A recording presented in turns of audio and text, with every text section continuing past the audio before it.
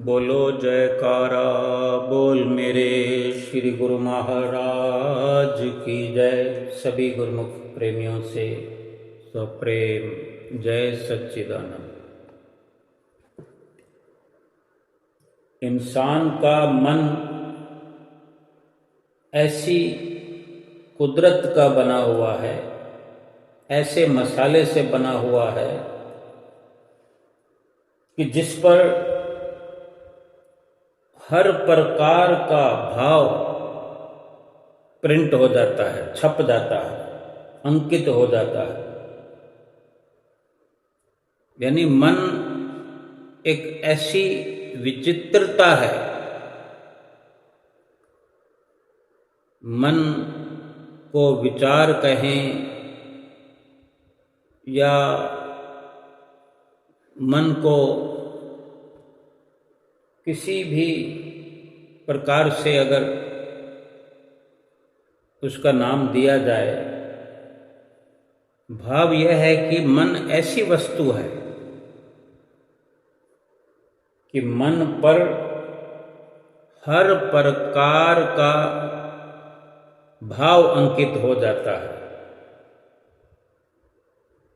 हर प्रकार की संगत का असर मन पर हो जाता है, चाहे अच्छी हो बुरी हो।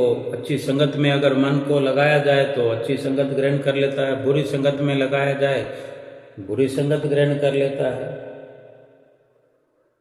ऐसी प्रकृति का ये मन बना हुआ है जो हर वस्तु को ग्रहण करने की इसमें क्षमता है, जिसको संस्कार भी कहते हैं। मन की ऐसी अवस्था है कि ये निंदा, बुराई, चुगली और अपनी प्रशंसा, इन बातों को तो बड़े ध्यान से सुनता है और यही बातें फिर विचार का रूप धारण कर लेती है और विचार ही संस्कार बनते हैं। जिस प्रकार घर की सफाई करते माताएं बहनें अधिकतर इस तथ्य से वाकिफ हैं, इस बात को भली भांति समझती होंगी। गुरुमुख भाई भी समझते हैं, क्योंकि सफाई हर कोई करता है, बच्चे से लेकर बूढ़े तक, स्त्री से लेकर पुरुष तक। जिस प्रकार घर की सफाई करते हैं, सफाई करने में कितना समय लगता है? बहुत समय लगता है। और सफाई कोई लिमिट नहीं है, सफाई का कोई मापदंड नहीं है। जितनी चाहो कर सकते हैं, लेकिन फिर भी एक मुकर्रर टाइम जो जरूरी सफाई के लिए लगता है, केवल उसकी भी अगर बात करें तो सफाई करने में जितना समय लगता है, क्या वहाँ पर कूड़ा बिखेरने में या गंदगी फैलाने में, यानी जो सफाई हमने की, जिस चीज़ की सफाई की, कहीं मिट्टी को साफ किया, यहाँ कहीं कागज़ के टुकड़े पड़े थे, यहाँ कोई खाने पीने की वस्तुएं बिखर गई थी, या कोई सामान इधर उधर, कोई कपड़े वगैरह इधर उधर बिखरे हुए पड़े हैं, इन सब की सफाई होती है। इन सब को बिखेरने में कितना समय लगा था, कुछ कह भी नहीं सकते, क्योंकि वो बिना समय लगाए ही ये सारा बिखराव हो गया। कब मिट्टी आ गई, कब कपड़े बिखर गए, कब खाने पीने की वस्तुएं बिखर गई। लेकिन सफाई करते हुए सारी चीज़ों की पकड़ होती है। क्या बेड पर, सोफा सेट पर, जमीन पर, गलीचे पर, सब जगह ये नजरें देखते समझते हुए सफाई हाथों से होती रहती है, तो पर्याप्त समय लगता है। कहने का भाव तो हम सब समझते ही हैं, कि गंदगी फैलाने में समय नहीं लगता, गंदगी साफ करने में बड़ा समय लगता है। जैसे पानी का उदाहरण ले लो। पानी में यदि मिट्टी डाल दी जाए, पानी मैला हो, मिट्टी वाला हो, तो कैसा गंदा लगता है। अब पानी को गंदा करने में कितना समय लगा होगा। या हमारे पास एक गिलास पानी है या एक बाल्टी पानी है, उसमें हमने रेत डाल दी, कितना समय लगा। पानी को हमने रेत डाल के गंदा कर दिया, अशुद्ध कर दिया, मैला कर दिया। अब उसकी सफाई करो, चाहे एक गिलास पानी हो या एक बाल्टी पानी हो, उसकी सफाई करने में कितना समय लगेगा, कितने जतन करने पड़ेंगे, कितने ढंग अपनाने पड़ेंगे, कैसे उसको फिल्टर करना पड़ेगा, छानना पड़ेगा, तब कहीं जाकर के पानी शुद्ध हो पाएगा। इसी प्रकार हमारा मन है। मन को सुसंगति तथा महापुरुषों के बताए हुए रास्ते पे लगाने के लिए, महापुरुषों के बताए हुए उपदेश जो सुरत शब्द योग बताया करते हैं महापुरुष, सुरत शब्द के योग से साफ किया जा सकता है। ये मन जो इसकी आदत है, निंदा, चुगली, बुराई, अपनी प्रशंसा और सब बुरी बुरी बातों में लगा रहता है। अपने आप इसको लगाने की जरूरत नहीं पड़ती, लेकिन इसको ठीक करने के लिए, साफ करने के लिए महापुरुषों के, सतगुरु के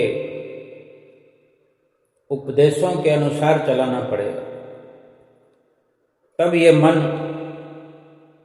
माया के जो संस्कार, विकार इसके ऊपर चढ़ गए थे, उनसे मुक्त हो जाएगा और आत्मिक आनंद को प्राप्त कर लेगा।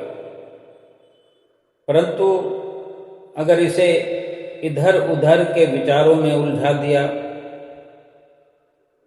सतगुरु की शरण में इसको लगाया ही नहीं, सत्संग में लगाया ही नहीं, सुरत शब्द योग को समझा ही नहीं, फिर ये बुरे विचारों से और भी अधिक मैला होता जाएगा। ये बुरे विचार, संस्कार रूपी जो बीज बन जाएंगे, फिर इनमें से उसी प्रकार के बड़े भारी पेड़ों की पैदावार हो जाएगी। बीज से पेड़ बन जाता है, एक एक बीज से एक पेड़ बन जाता है। और फिर वैसे ही जैसा बीज होता, बुरे संस्कारों के बीज अगर बोए जाएंगे तो बुरे संस्कारों की फसल उगेगी, पेड़ उगेंगे, वैसे ही फल लगेंगे। संत महापुरुष इसीलिए फरमाते हैं, पावन उपदेश देते हैं, आँख कान मुँह ढाँप के नाम निरंजन ले, भीतर के पट तब खुले जब बाहर के पट दे। महापुरुष बड़े सुंदर शब्दों में हमें सिखाते हैं, समझाते हैं, मन हमारा बुराइयों की ओर प्रवृत्त न हो। ये बुरे संस्कारों से, बुरी संगत से भरपूर न हो। मन के द्वारा बुरे संस्कारों रूपी बीजों का बीजारोपण न हो, ताकि फिर बुरी फसल काटनी पड़े। और हम देखते हैं अपने जीवन में कितने दुख आते हैं, ऐसे ऐसे दुख इंसान को आते हैं कि कुछ समझ नहीं आती। ऐसी ऐसी बीमारी शरीर पर आ जाती है, डॉक्टरों को समझ नहीं आता, कुछ इलाज समझ में नहीं आता, कोई ढंग समझ में नहीं आता, कोई आर्थिक स्थिति ऐसे कमज़ोर हो जाती है कि कुछ समझ नहीं आता कि किस प्रकार कहाँ से व्यवस्था हो। ज़रूरत इतनी हो जाती है, ज़रूरत अपना मुंह फाड़े खड़ी होती है और कुछ इंतजाम नहीं हो पाता। कभी मन इतना विचलित होता है, मानसिक स्थिति इतनी कमज़ोर हो जाती है कि कुछ समझ में नहीं आता। न जाने कितने बुरे कर्म मन के माध्यम से हम कर बैठते हैं। फल तो फिर भुगतना ही पड़ता है, फसल तो काटनी पड़ती है, वो फसल ही तो काट रहे हैं। लेकिन वक़्त के महापुरुष समाधान करते हैं, आगाह करते हैं। यानी ये आँखें, ये कान और ये मुंह, ये तीनों प्रधान ज्ञान इंद्रियां हैं। महापुरुष फरमा रहे हैं, आँख कान मुंह ढांप के नाम निरंजन ले। ये जो तीन प्रधान इंद्रियां हैं, 10 इंद्रियों में से ये 3 इंद्रियां जो हैं ये प्रधान हैं, आँखें कान और मुंह। इन तीनों से भले तथा बुरे विचार हमारे अंदर दाखिल होते हैं। इन तीनों को बंद करना सिखा रहे हैं और इन तीनों को बंद करने के और बड़े मायने भी हैं, वो भी समझा रहे हैं कि आंखों को बंद करना सहज समाधि का इशारा है और कानों को बंद करना अनाहद ध्वनि और मुंह बंद करना अजप्पा जाप का इशारा है। यानी आँखों से किसी बुरी ओर ना देखो, क्योंकि जिस वस्तु को आँखें देखती है इसका प्रभाव मन पर पड़ता है, फिर वो विचार रूप धारण करके संस्कार बन जाता है। तभी तो संत महापुरुष फरमाते हैं कि हर समय अपने सतगुरु, अपने मालिक, अपने इष्ट देव का ध्यान करो, ताकि अंतर हृदय में, अंतर मानस में कोई और न बस सके, जिससे कि सुरती एकाग्र रहकर लगातार शब्द में लीन रहे। कान के द्वारा ऐसी बातों को मत सुनो जिससे कि दिल में बुरे विचार पैदा हो। ये सुनने का जो चस्का है ये भी एक रस है, श्रवण रस। ये ऐसा है कि जल्दी ही, बड़ी जल्दी दूर से कोई निंदा चुगली अथवा अपनी प्रशंसा की बात करता हो उसको भी सुन लेता, ऐसे कान लगा देता है। थोड़ी सी भनक पड़ जाए, थोड़ी सी आहट हो जाए किसी बात की कि ये ऐसे चस्केदार बात है, ऐसे कान को दूर से चिपका देता है। सब कुछ हू बहू जैसे टेप रिकॉर्ड में रिकॉर्ड हो गया।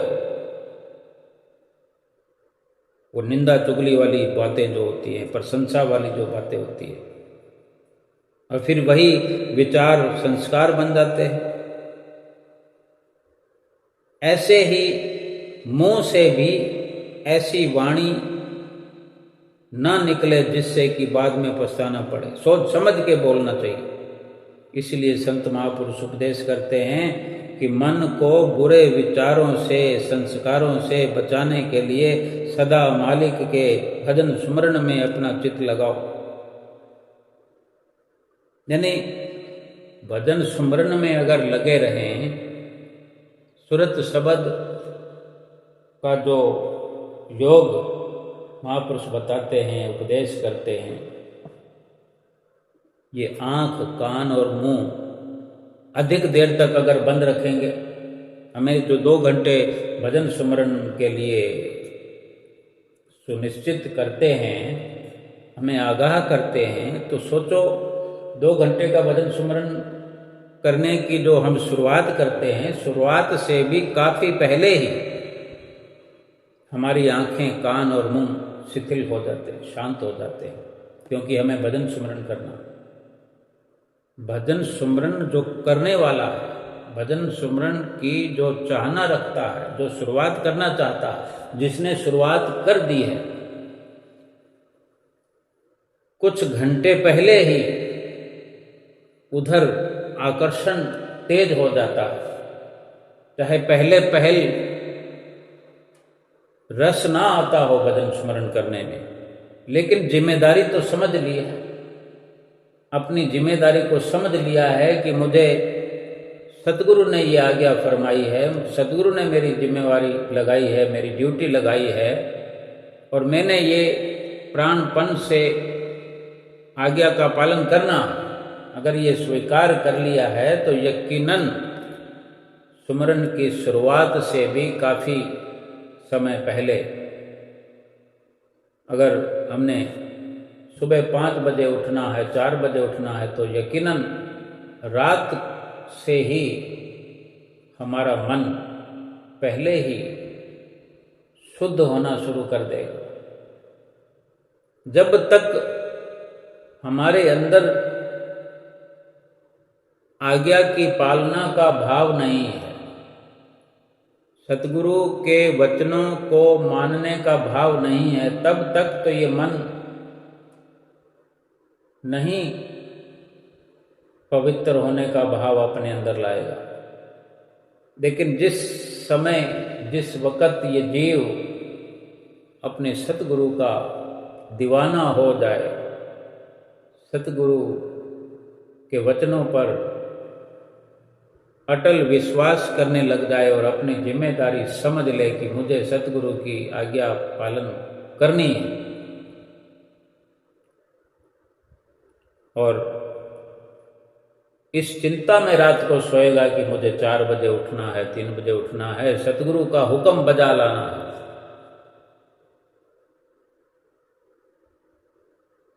तो ये रात्रि से शुरुआत हो जाएगी कि कुछ हमारा मुंह प्रैक्टिकल करेगा, कुछ कान प्रैक्टिकल करेंगे, कुछ आंखें हमारी प्रैक्टिकल करेंगी, क्योंकि उधर सुमरन की ओर हमारी चितवन रात से ही लग जाएगी। सोचो, नींद में भी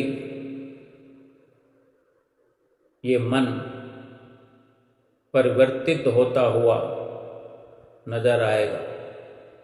कभी रात में नींद भी खुल जाए तो लक्ष्य एक ही हो जाता है कि मुझे वक्त पर उठना है। जैसे संसार के लक्ष्य होते हैं, कोई पढ़ने वाला बच्चा है जिसको 7 बजे अपने स्कूल में अटेंडेंस देनी है, चाहे किसी भी उम्र का बच्चा हो, अपने आप उठ ना सकता हो, अपने आप स्कूल जा ना सकता हो, लेकिन उसका अगर लगातार अभ्यास हो रहा है, उसके माता पिता उसको उठाते हों, तैयार करते हों, छोड़ कर आते हों, या बस में जाता हो, ऑटो में जाता हो, उस अबोध बालक को भी रात को यही चिंता होगी कि सुबह उठते ही मुझे उठाया जाएगा, तैयार किया जाएगा, स्कूल में भेजा जाएगा, स्कूल में कौन से टीचर हैं, कौन से बच्चे हैं, उनकी रात को याद आने लगे, मन उस तरफ खिंचने लगेगा, यानी उधर ही खोया रहेगा।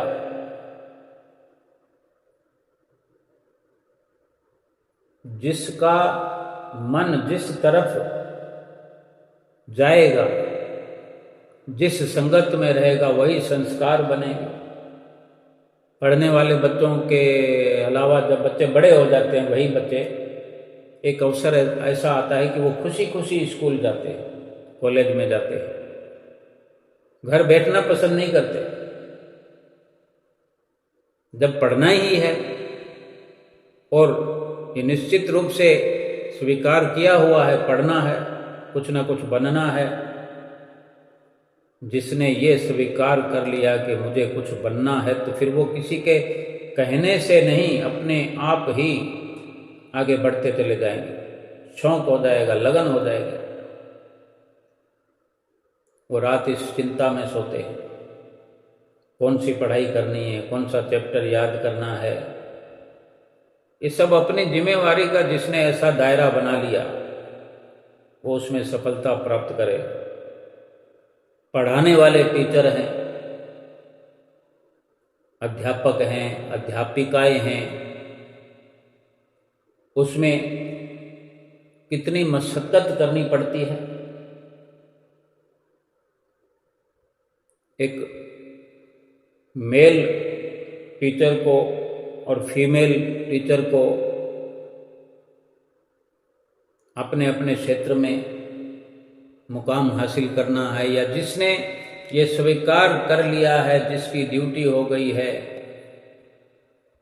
वो कितनी चिंता में सोते हैं रात को। मन किस तरफ आकर्षित है, चाहे वो खुशी ना भी हो। सबको एक जैसी खुशी नहीं होती। सब पढ़ने वाले खुशी से नहीं जाते, और खुशी से नहीं जाते या सफल होने के लिए पर्याप्त मेहनत नहीं करते, तो फिर कुछ बनते बनाते भी नहीं। ऐसे ही पढ़ाने वाले भी कुछ कुछ मजबूरी से भी जाते हैं।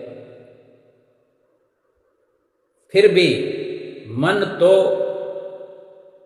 आकर्षण का केंद्र तो बना ही रहेगा। वो सब याद तो बनी रहेगी कि मुझे सुबह उठना, अपने आप उठते हैं। कितनी सुबह सुबह माताएं बहनें जो नौकरी पेशा हैं, अध्यापिकाएं हों, स्कूल की टीचर हों, या किसी भी डिपार्टमेंट में जॉब करने वाली हो, प्राइवेट हो, सरकारी हो, कुछ भी हो, कितनी मशक्कत करनी पड़ती है। यानी बिल्कुल अपने समय का वो सदुपयोग करते हैं।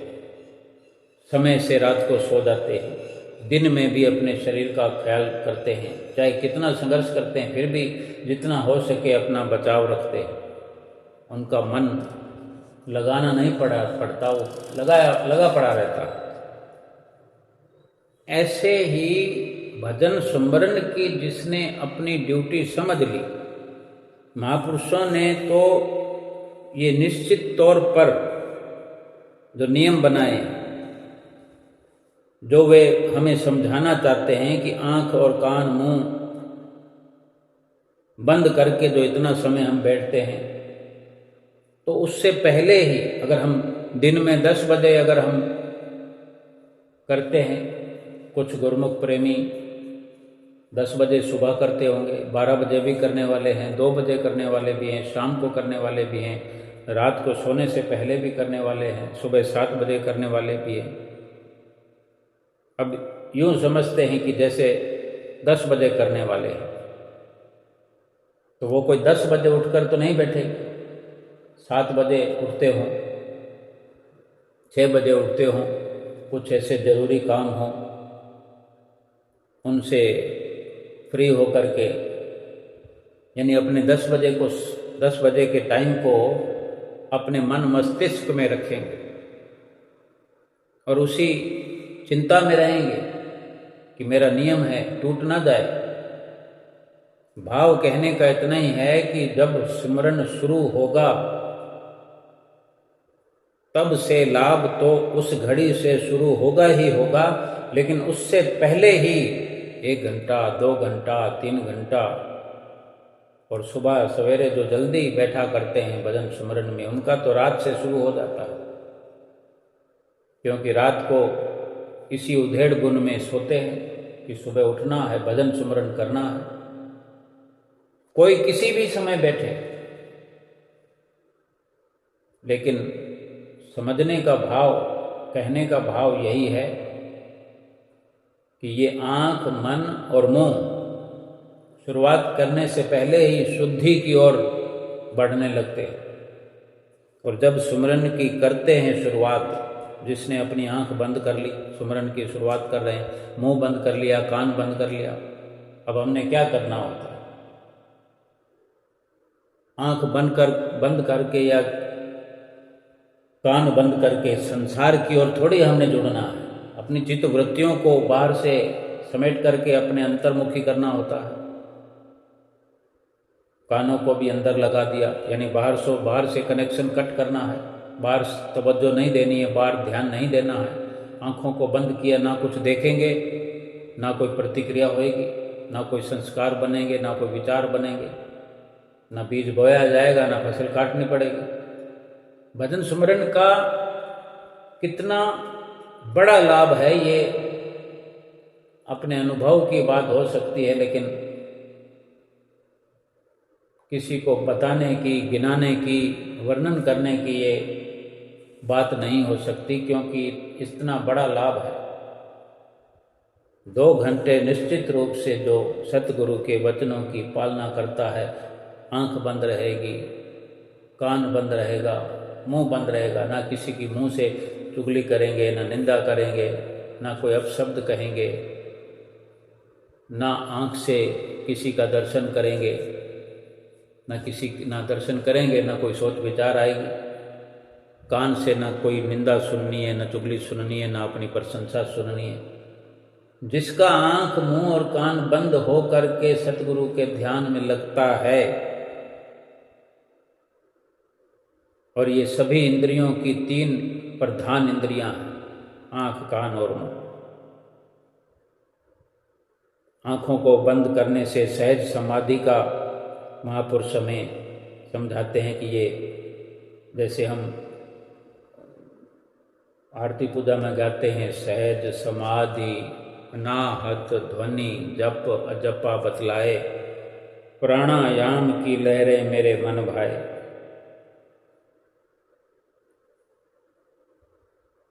अगर आंखों को बंद करने से, आंखों को बंद करने से सहज समाधि लग गई, कोई भार नहीं उठाना, कोई मुश्किल कार्य नहीं करना, और ऐसा भजन सुमरन का कोई जटिल कठिन कार्य नहीं है जो हो नहीं सकता। बस करने की हम ठान लें, शुरुआत कर लें, अपने आप होता चला जाता। और ऐसे ही कानों को बंद करते हैं तो अनाहत ध्वनि का इशारा महापुरुष बताते हैं कि बाहर से तो सुनना नहीं है, भीतर ही भीतर हो रही है अनाहत ध्वनि, उसकी तरफ कान को लगाना है। अंदर ही अंदर कान लगाते लगाते लगाते आज नहीं तो कल वो धुन कानों में पड़ेगी। ऐसे ही मुंह है, मुंह बंद करते हैं तो अजप्पा जाप का इशारा है, यानी बिना बोले, बोलकर भी महिमा का वर्णन किया जाता है, प्रभु की महिमा का गुणगान किया जाता है उच्चारण करके। और ये अजप्पा जाप यानी मुंह बंद कर लेंगे, फिर कहाँ से मुंह से आवाज आएगी? लेकिन ये बाहर की ओर से, बाहर के वार्तालाप से मुंह बंद करना है। भीतर ही भीतर तो बिना बोले ही हम जो मर्जी जितना चाहे बोलते जाएंगे, बोलते जाएंगे। ये मन के भाव समर्पित होते हैं प्रभु के चरणों में, बिना बोले। जैसे शब्द में भी आता है कि बिन बोलियां सब कुछ जानता, कि हमारे बिना बोले ही वो सब समझता है। तो वो दिल के भाव तो हमारे उजागर होते ही हैं। फिर वो सब विचार रूप धारण करके संस्कार बन जाते हैं। इसीलिए महापुरुष बार बार फरमाते हैं कि इष्ट देव का ध्यान करो, मालिक का ध्यान करो, ताकि सुरती जो है एकाग्र रहकर निरंतर शब्द में लीन रहे। कितने बुराइयों से बच जाता है इंसान सुमरन करते। जो सुमरन का लाभ है उसकी भी कोई लिमिट नहीं है कि कोई कितना लाभ उठा सकता है। जैसे सफाई का कोई नियम नहीं है, कोई लिमिट नहीं है कि कोई कितनी सफाई कर सकता है। अगर फर्श को साफ करना हो झाड़ू से साफ कर लो, और ज़्यादा सफाई पोछा लगाओ। अब इसकी लिमिट को हमने और बढ़ाना है तो झाड़ू को 2-3 बार लगाओ, अधिक से अधिक मिट्टी की सफाई हो जाएगी। कोने कतोनों में जो भी पड़ा होगा कचरा 1 बार में, 2 बार में, 3 बार में अधिक से अधिक साफ होगा। अब पोछा लगाते हैं तो हम 1 बार ऐसे लगाएंगे, फिर दोबारा फिर से लगाएंगे, और ज़्यादा है तो फिर तीसरी बार लगाओ। अब इनके अंदर भी अलग अलग प्रकार के सफाई करते हुए साधारण पानी के अंदर कुछ ऐसा मिला देते हैं जिससे सफाई और अधिक अच्छी होती है, मक्खियाँ नहीं आती, कीटाणु नहीं आती। यानी जितनी भी सफाई कोई करना चाहे कर सकता है। तो ऐसे ही सुमरन का भी लाभ है कि जितना कोई लाभ उठाना चाहे उठा सकता है।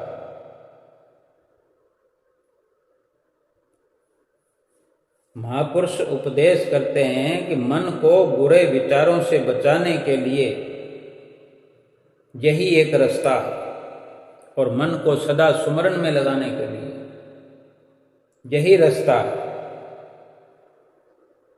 कि पहले सतगुरु की आज्ञा की पालना करो, बैठो, फिर ये मन आदि हो जाएगा, फिर अपने आप ये जीव को उठाएगा, भजन स्मरण में लगाएगा, कभी नागा नहीं होने देगा। अगर ये मन संतों महापुरुषों के कहे अनुसार सुमरन तक नहीं पहुँचेगा, सुरत शब्द योग में नहीं लगेगा, आँख कान मुंह बंद करने का लाभ नहीं उठाएगा, तो फिर ये मायावी संस्कारों का परिणाम इसके लिए बहुत कष्टदायक होगा। जैसे संस्कार बनते हैं वैसे कर्म भी स्वाभाविक होते जाते हैं। इसीलिए अगर लक्ष्य को हम पाना चाहते हैं तो विचार ऐसे पैदा करें जिससे हमारे कर्म श्रेष्ठ हों, श्रेष्ठ से भी श्रेष्ठतम हों, और वही कर्म फिर संस्कार बने, संस्कार बनते चले जाएं। और ये संतों महापुरुषों की पावन संगति से ही ऐसे शुभ विचार मिलते हैं। शुभ विचारों से ही फिर शुभ संस्कार बनते हैं, बनेंगे, और शुभ संस्कारों से ये मन शुद्ध होकर के आत्म आनंद को प्राप्त करने में माहिर हो जाएगा, संपूर्ण समर्थ हो जाएगा। और इसीलिए संत महापुरुषों की संगत ही मनुष्य के शुभ संस्कारों को बनाने के लिए बहुत जरूरी है। जिसने भी आज तक संतों महापुरुषों के वचनों को माना है, समझा है, अमल किया है, हमारे श्री परमहंसों ने स्वयं भक्ति और परमार्थ पथ पर अग्रसर होकर सत्संग उपदेश की धारा निरंतर बहाई है। समय समय पर परमहंसों ने गुरुमुख प्रेमियों को भक्ति परमार्थ के कठिन से कठिन, जटिल से जटिल रास्ते को सरल से सरल करके उस पर चलाने का प्रयास किया है। आज भी हमारे हुजूर सतगुरु दाता दयाल जी हमारे लिए कितना अथक प्रयास कर रहे हैं, हमें भक्ति मार्ग में चला रहे हैं कि हमारा मन जो है किसी भी प्रकार से बुरी संगत में ना पड़ करके कुसंस्कारों को अपने अंदर ना भरे, क्योंकि मन पहले भी जन्म जन्मांतरों से गंदा हुआ पड़ा है, मेला हुआ पड़ा है, बुरे संस्कार भरे पड़े हैं, बुरे विकार भरे पड़े हैं। ये बड़ी ऊंचे पद की ये बातें हमें सद्गुरु सिखाते हैं, समझाते हैं। बड़े ऊंचे रास्ते भक्ति और परमार्थ में जो हमें सिखाते हैं, ये भजन सुमरन की जो हमें शिक्षा प्रदान करते हैं, जो हमारे लिए ऐसा उत्तम रास्ता बताते हैं, कौन बताएगा इस दुनिया में? कौन इतना समझा करके कहेगा? क्या आम इंसान जानता है कि आंख, कान और मुंह को बंद करना क्या है? साफ शब्दों में समझाया कि आंख, कान, मुंह ढांप के नाम निरंजन ले, भीतर के पट तब खुलें जब बाहर के पट दे। अनेक अनेक लाभ हैं इसके, कि ये सब, ये तीनों बंद करके उस प्रभु का नाम लेना है, उस प्रभु के नाम का सुमरन करना है भीतर ही भीतर। और भीतर के वो किवाड़ खोलने हैं, भीतर के कपाट खोलने हैं। भीतर के पट तब खुलें जब बाहर के पट दे। बाहरी दरवाज़ों को हम बंद करते हैं और अंदर के दरवाज़ों को खोलते हैं। अंदर के नज़ारे, अंदर क्या हो रहा है, ये तो हमें तभी पता लगता है जब बाहर से अंदर आते हैं।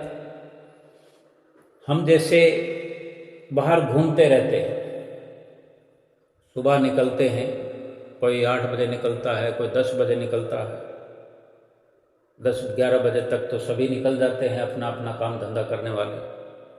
दिन भर कहाँ कहाँ घूमते हैं, फिरते हैं, भटकते हैं, धन कमाने के लिए, कोई कार्य व्यवहार करने के लिए, अनेक अनेक समाधान जीवन के खोजने के लिए।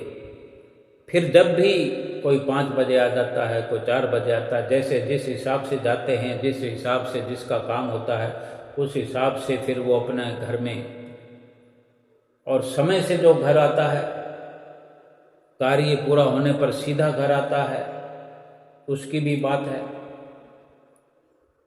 कि बेकार में अपना समय नष्ट नहीं करता, अपना समय बचा करके समय पर घर आता है, तो घर आके आराम से खाना वगैरह खाता है, शरीर को आराम देता है, क्योंकि कल फिर जाना, रिलैक्स करता है, एंजॉय करता है। जैसे भी समझे, जिस माध्यम से समझें, हमें समझना तो यही है कि हमने ये अंदर और बाहर का खेल जो है, अंदर और बाहर की रचना को समझना है कि जब सारे बाहर के कार्य करके हम पूरी तैयारी के साथ अपने घर में अंदर आ जाते हैं,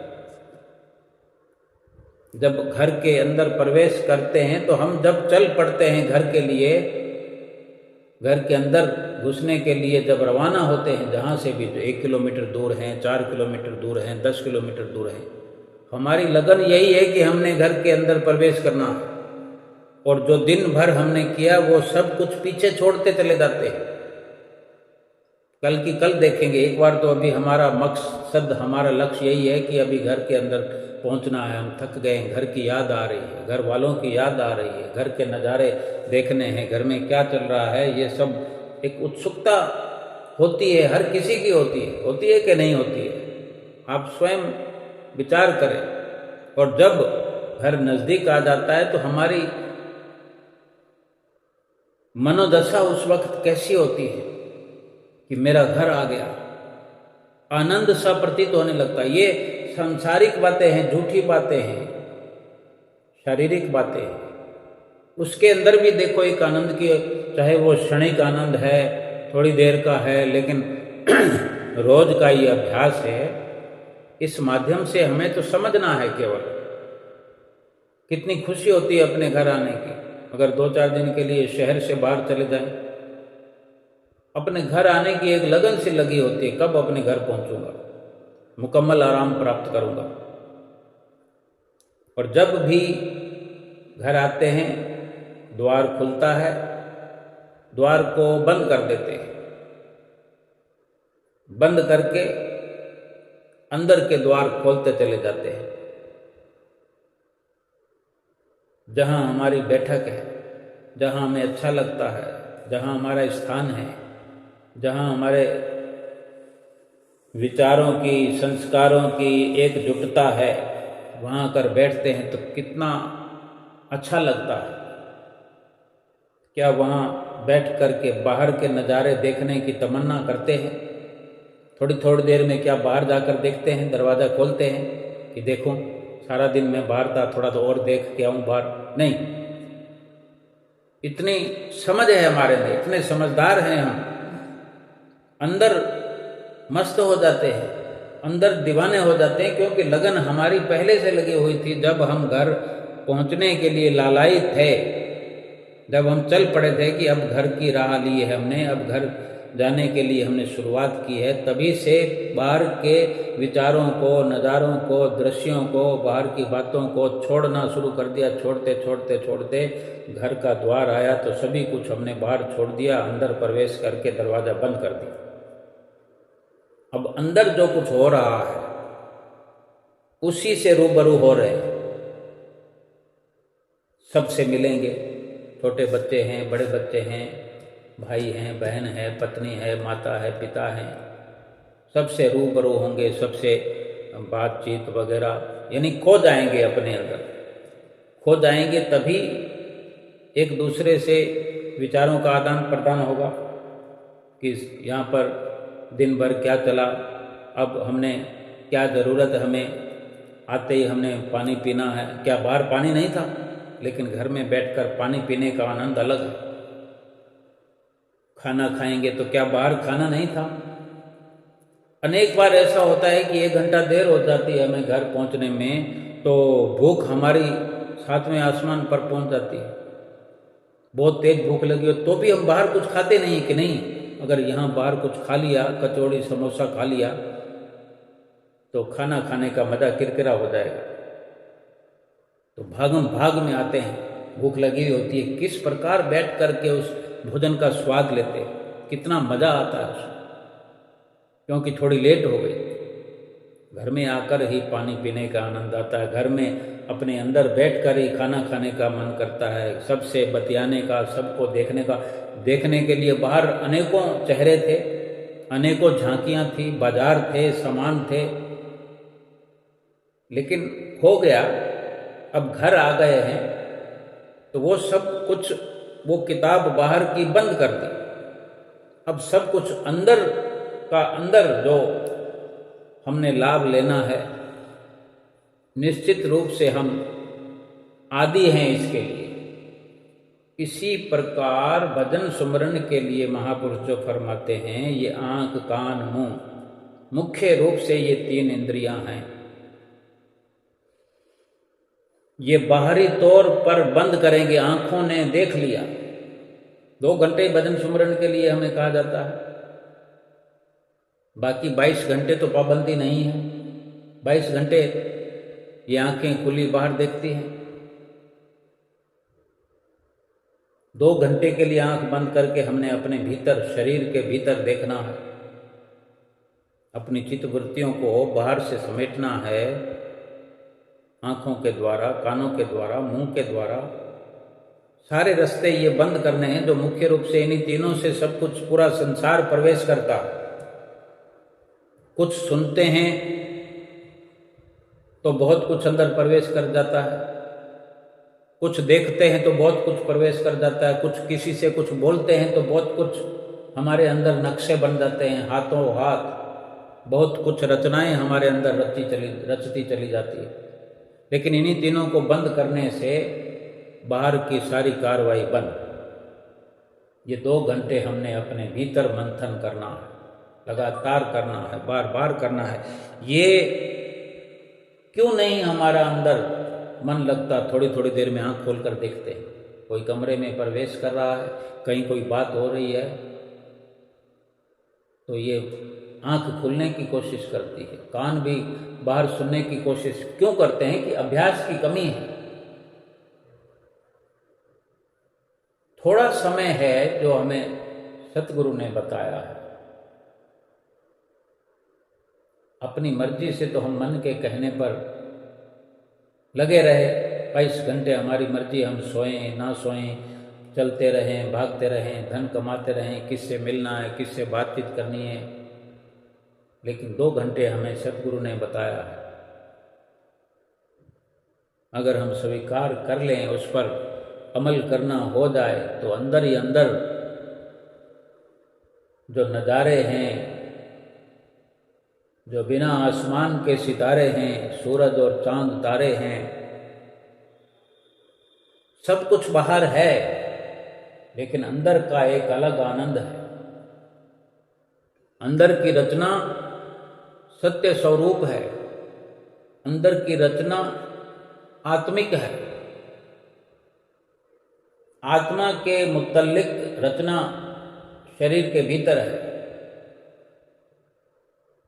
आत्मा के सुख अंदर ही अंदर अपनी सुरती को बाहर से समेट करके जो ये महापुरुष हमें समझा रहे हैं कि अंदर फिर रास्ते खुलते चले जाएंगे। बाहर के रास्ते हमने बंद कर दिए, आँख को बंद कर दिया, कान को बंद कर दिया, मुंह को बंद कर दिया। अब अंदर जो प्रयास हम करेंगे, थोड़ा हल्का प्रयास तो करना ही पड़ेगा।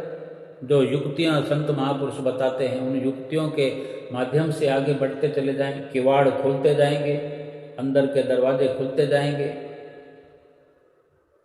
अपने अंदर शौक पैदा करें, शौक पैदा होगा, लगन लगेगी। सतगुरु ने बार बार हमसे ये कहा है, कह रहे हैं, कहते ही रहेंगे। थोड़ा गहराई में गोता लगाएं कि महापुरुष जो हमें समझाते हैं, जतलाते हैं, थोड़ा विचार करें, देखें कि क्या है अंदर, क्या रचना प्रभु ने रचाई है, कैसे अपने अंदर ही अंदर प्रभु को पाने का ये रास्ता हमें सुझाया है। सुरत शब्द योग हमें निश्चित तौर पर जरूरी बताया है कि इसी से ये मन माया के संस्कारों से मुक्त होगा। जो अनेक अनेक जन्म जन्मांतरों के मायावी विकार चढ़े हुए हैं, मायावी संस्कार इसके अंदर भरे पड़े हैं, उनसे मुक्त होगा। और आगे के लिए हमने कुछ ऐसी रचना रचित करनी नहीं है। हमने सुमरन में लगे रहना है। हमने सतगुरु के, अपने इष्ट देव के, मालिक के ध्यान में लगे रहना है। कोई हमारे अंतर मानस में कोई विचार बसेगा ही नहीं, हम बसाएंगे नहीं। सुरती एकाग्र होकर के निरंतर अगर हमारी शब्द में, नाम में लीन रहेगी, तो फिर कोई संस्कार मायावी पैदा ही नहीं होगा। कोई मायावी संस्कार रूपी बीज अगर बोया ही नहीं जाएगा, तो फिर आगे के लिए हमने किसी भी प्रकार की फसल नहीं काटनी है। अपनी सूरत को निर्मल पाक करके सतगुरु के चरणों में हर वक्त ध्यान लगा रहे। सतगुरु के आशीर्वाद से, उनकी प्रसन्नता से हम परमात्मा के साथ एकाकार हो जाएंगे। हमारी आत्मा और परमात्मा का मिलन हो जाएगा। बोलो जयकारा बोल मेरे श्री गुरु महाराज की जय।